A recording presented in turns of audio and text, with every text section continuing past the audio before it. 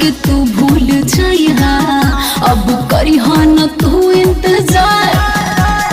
जातारू जान तो सुना एक बेरी मीटिंग करा के जा। जातारू जान तो सुना एक बेरी मीटिंग करा के जा। जाए से पगीले ससुरवा अपना सखी से सेटिंग करा के जा जा जा जा। जाए से पगीले ससुरवा अपना सखी से सेटिंग करा के जा जा जा जा।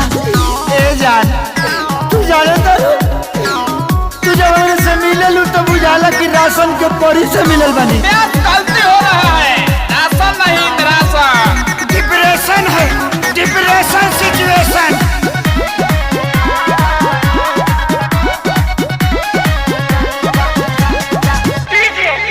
रुक जाके करब कान फारम, वो खाली बिया का हमरा खाने प्यार कह दे वाली की जाली बिया का का का का। पुछली हा तोहरे खाली मिल रोज आईनू, गोदी में बैठ के लभक चाटा नीचा चाहनू।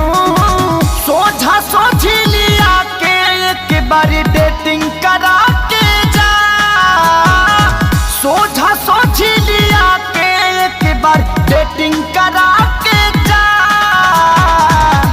जाए से पगीले ससुरवा अपना सखी से सेटिंग करा के जा जा जा जा।